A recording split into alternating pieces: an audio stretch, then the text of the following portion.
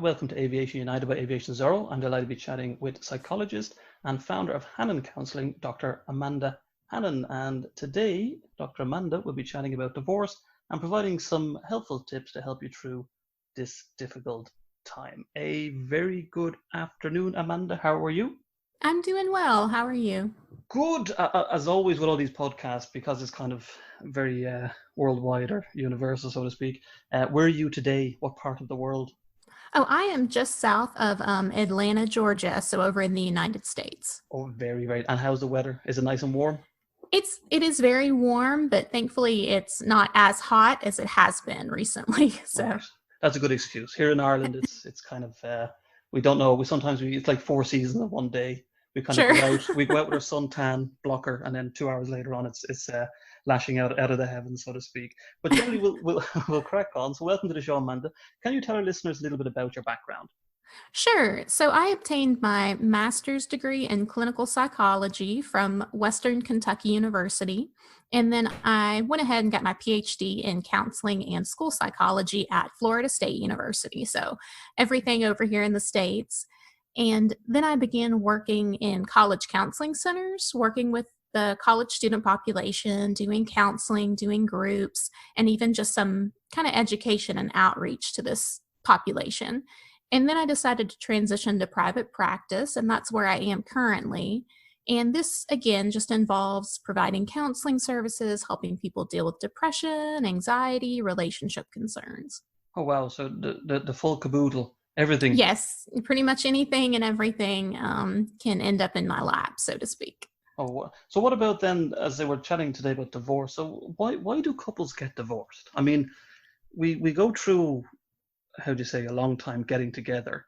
We fall Yes. in love, and then all of a sudden, then for some unknown reason, we decide, oh, enough's enough, and it's time to part ways and get divorced. So why is that?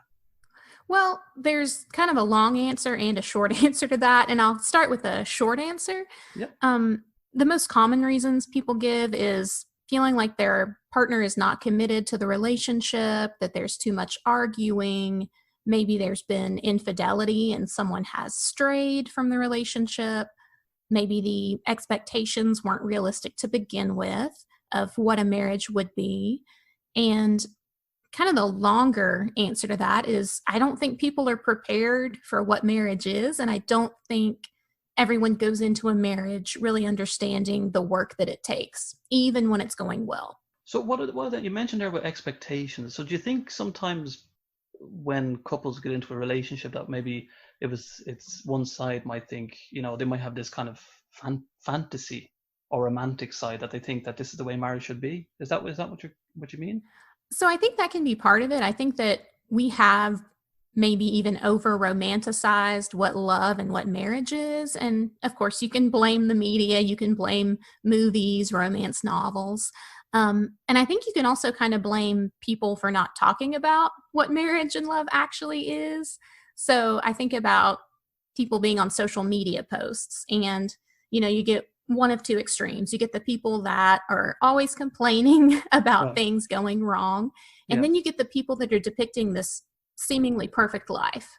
Right. And So the so I think pretend that side. also, yes, that fantasy side. And so I don't think people understand that marriage, like any relationship, is going to take compromise. It's going to take communication. It's going to work out better if people are more similar than they are opposite. And I don't think that we understand exactly what it means to be I guess not necessarily lifelong, but pretty long time partner of another person.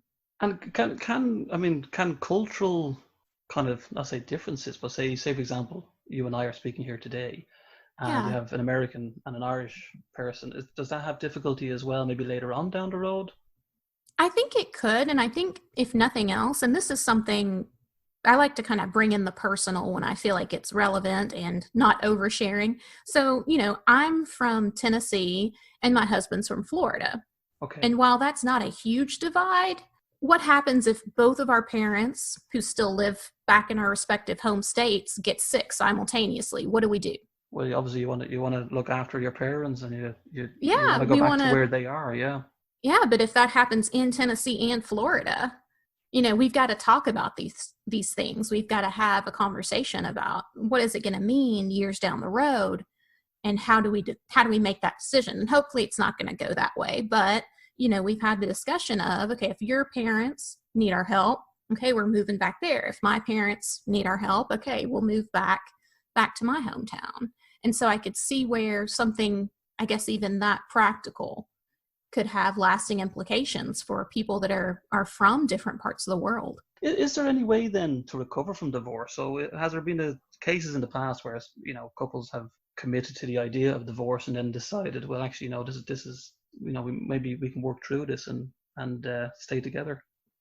So I'm sure it's possible, but what I run into in my field is by the time people have gotten to that point, a lot of damage has been done, a lot of time has passed. Both people have moved from kind of this mindset of how do we keep the relationship going to more of a sense of, okay, it's going to be so much better when I'm out on my own. I'm looking forward to this. It's like they've started thinking more me than we by the time they actually seek help. And I think that can be very hard to come back from, unfortunately. I don't think it's impossible, but that's, again, part of the reason you want to seek help early if you start having some issues in your relationship.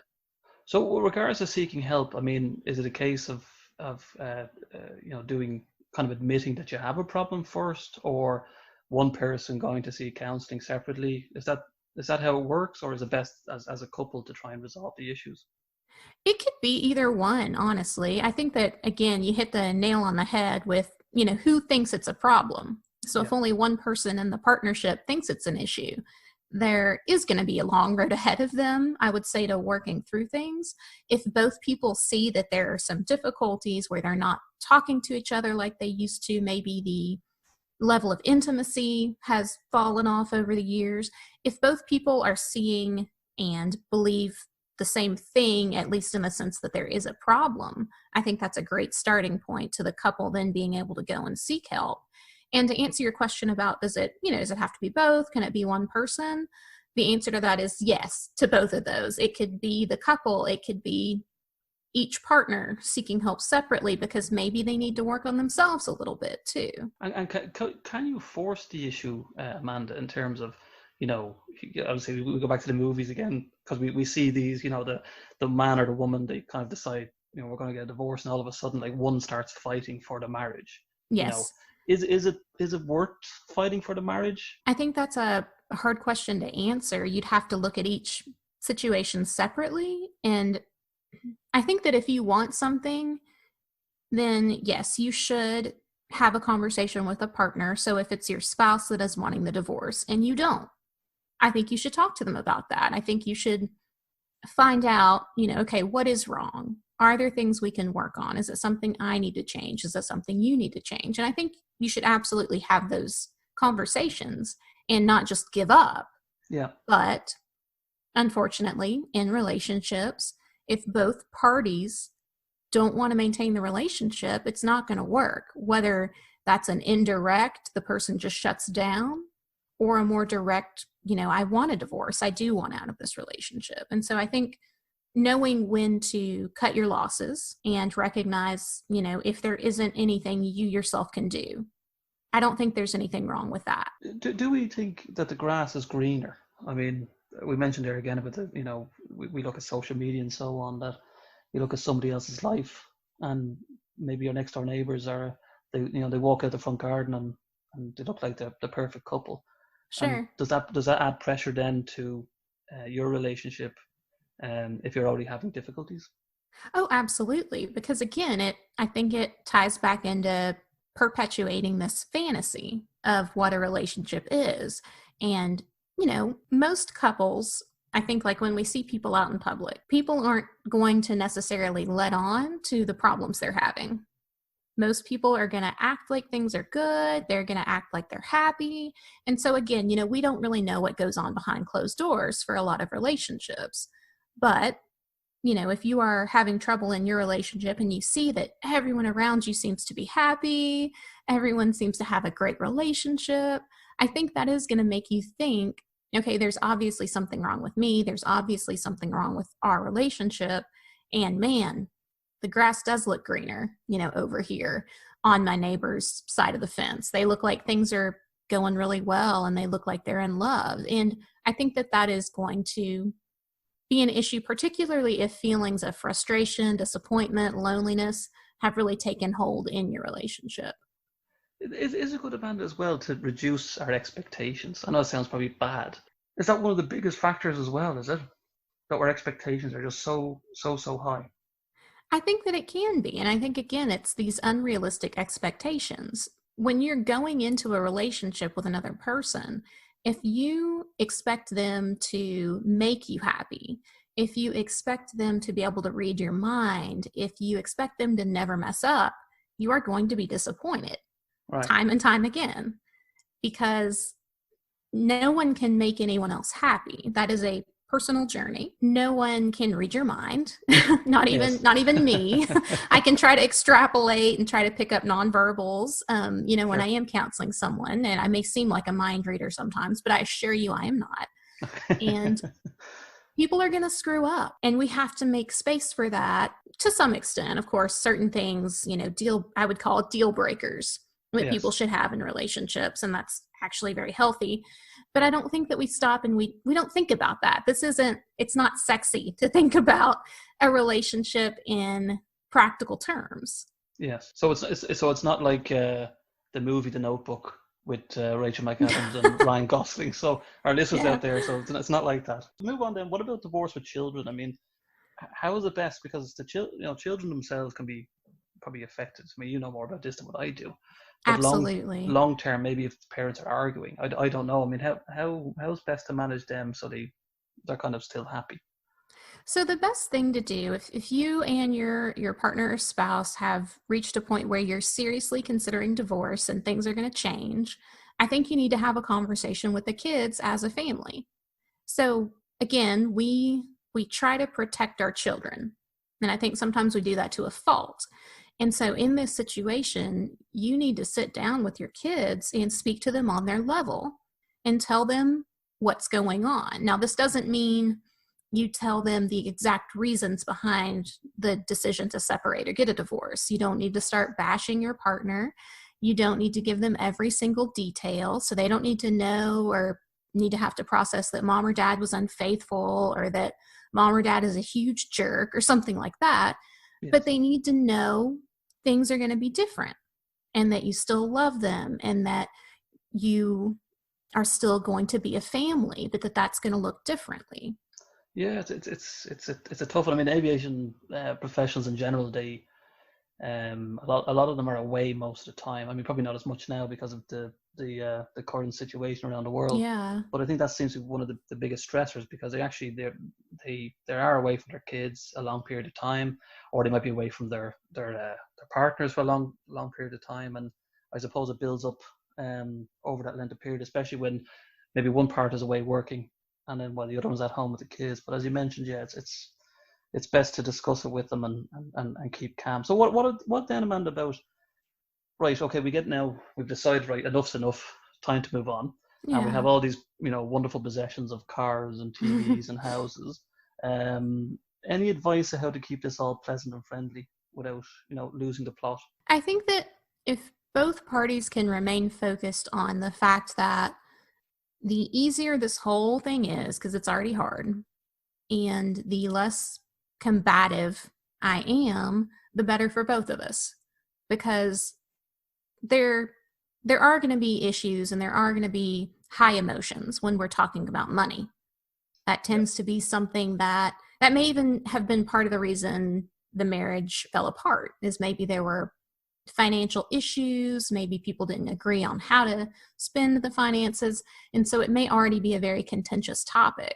And then just the mere fact that people are worried about losing their livelihood or struggling financially as a result of divorce, it's going to make it an even more contentious issue. But I think, again, if people can think about the fact that this is still the person you're going to have to interact with, at least through the divorce. And if you have children, for a decent period of your life, you're going to have to keep interacting with this person. And they're probably hurting too, whether they'll admit it or not, they're struggling. they're frustrated, they're upset, they're confused, they're scared. And fighting about these somewhat little things, it's not going to help anyone. And so if you can try to kind of keep it together, you can try to seek support for your emotions, you get to preserve your dignity, and you get to walk away from the experience knowing you stayed true to yourself. And I think that that is going to help you move forward from the divorce in general, is just being able to say, okay, I stuck to my guns. I did not, maybe just roll over and let this person take advantage of me, but I wasn't, I didn't argue. I didn't make it harder than it needed to be. Sure. And then you mentioned there regards, I mean, the stresses. So, I mean, can divorce, not say it can, I'm sure it can, but lead to mental health issues and pretty much affect your work life and your health in general? Absolutely. It can. So you have to stop and think about the fact that it's going to feel like it's taking over your life. The divorce itself, the process is not only going to change everything, it's also going to feel like it controls your life. It's going to be what you think about. It's going to be what you wake up thinking about, and it's probably going to be what you go to bed thinking about. And you may have a hard time focusing on other things because of that. And then, some people, depression and anxiety can set in, and this can further complicate the situation. So again, if you feel comfortable doing so, I think that, when it comes to work, and I know this won't be true for everyone, but for those that are comfortable doing it and know that it won't have lasting implications for their work, talk to your colleagues, talk to your supervisor, let them know a little bit about what's going on, and they can offer some additional, sense of understanding, support, or at least just kind of lay off for a little while you're dealing with it. So have you then like a plan of action, or from Hannon counseling? I mean, if a couple comes in and they say they're having marital issues or relationship issues, I mean, what advice or plan can you give them? Sure.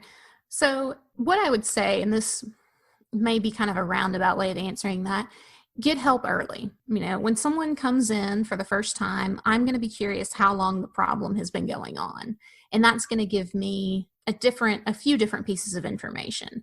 It may let me know that they withheld seeking support for a while and then I can kind of get into why that was. It lets me know how long the wound, so to speak, has been festering before people go and seek treatment for it. And so that's going to be one of the first things I think about and want to find out about. And then the next few things, what are the specific problems? Is it communication? Is it intimacy? Is it finances? Is it parenting styles? If there are kids involved, do you have different parenting styles? Is it just this pattern of relating to one another that has stopped working, but that you haven't been able to articulate or haven't been able to change because you guys are stuck in this kind of negative feedback loop with one another? And people need to communicate first and foremost. What tends to happen when people come in, and this is almost a universal thing, they're either not communicating or they're communicating in a very destructive way with one another. Right. It's like the blame game, is it? It can be. So it's a blame game, or we have this pattern of you have one person that's trying very hard to make things right, but the other person is kind of stuck in this push and pull. So you're reaching out, they're pulling away. And so again, it's this like feedback loop where the people just aren't coming together. You're not understanding one another. You are almost antagonizing each other, sometimes purposefully, sometimes not purposefully. And if people are able to slow down and just stop and talk, just like they used to talk, or talk like they would to someone who maybe isn't their spouse, I think that can be very helpful. So before we go, Amanda, is it possible for listeners to get in contact with you on social media, or where can they contact you? And we mentioned already that you're the founder of Hannon Counseling. I mean, is it online counseling you do as well as one-to-one sessions? Yeah, so so people can find me online just at my website, and that's just hannoncounseling.com. And then I do have an Instagram and LinkedIn page, and my Instagram handle is at Amanda Hannon Counseling. And then my LinkedIn page is linkedin.com Amanda Hannon. And as far as doing online counseling, for the foreseeable future, just with everything kind of going on in the world with the pandemic, I'm only doing online at this point. Traditionally and preferably, I would do face-to-face, but with everything going on, to try to keep myself and other people safe, I've moved to online counseling, so video chat or just phone sessions as well. Thank you very much to Dr. Amanda Hannon for chatting with me today on Aviation United by AviationZorro. As mentioned, you can get in touch with Amanda via Hannon Counselling, LinkedIn and Instagram. Thank you very much. Yeah, thank you so much.